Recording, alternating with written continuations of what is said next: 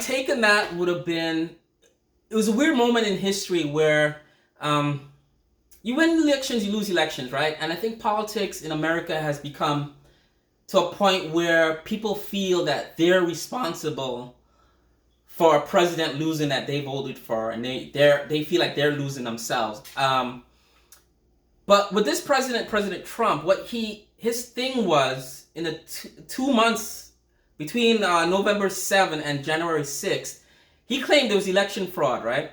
And my take on that was the most. I look at a lot of his supporters, even the other politicians that supported this election fraud claim. The most powerful man on the planet, right?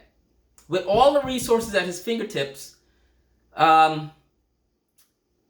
millions of dollars to spend, FBI's departments he could use resources from to find this election fraud, this criminality that he saw in this 2020 election that took place, that he saw took place. He had all the power. He's president of the United States of America. He's not a Joe Schmo in the corner claiming election fraud. He's the president, right? Think of all the resources he has and the time. It wasn't like he had a day to prove election fraud. He had 2 months, 60 full days from November 7th to January 6th. 60 full days, 2 full months. All the money in the world, all the power, all the influence, right? He even tried to use, to the point where, and hear me out, the influence he did use wasn't to find any fraud. It was to provoke the election results, in his favor. He didn't use his influence or his power or money to say, okay, go look for this, go look for that. He said, get me votes. Find me votes. This can't be right. For 2 months, that's what he did. He didn't use his power to find fraud or find truth, right? Think about that. And now it's coming out, I know, after the fact. Back then, we didn't know what he was doing behind in the White House for 2 months when he wasn't working on coronavirus and other things that was facing the country, real issues that was facing the country.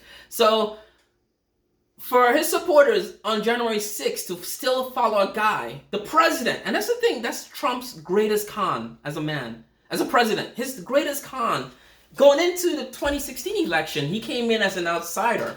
But once you're in office, once you're in president, once you're in the White House, once you get all the briefings and you know all the secrets of the government, you are the government. So his greatest con was to tell his supporters that the government wasn't him. He was a victim of the government. And the government is taking this election away from him, and other people in the government is doing this to him. You are the government. He is the government. He's the president. He's not a guy in the corner. And that was his con. He made people believe that he was a victim of the government that he is. He is the government, right? And furthermore, even all the states, Pennsylvania, Georgia, Arizona, Michigan, these are Republican states, Republican appointees. The election people are Republican. The Supreme Court that kicked all these things out are Republican. The courts, the lower courts, the middle courts, all Republican judges. Nothing to do with this. No proof.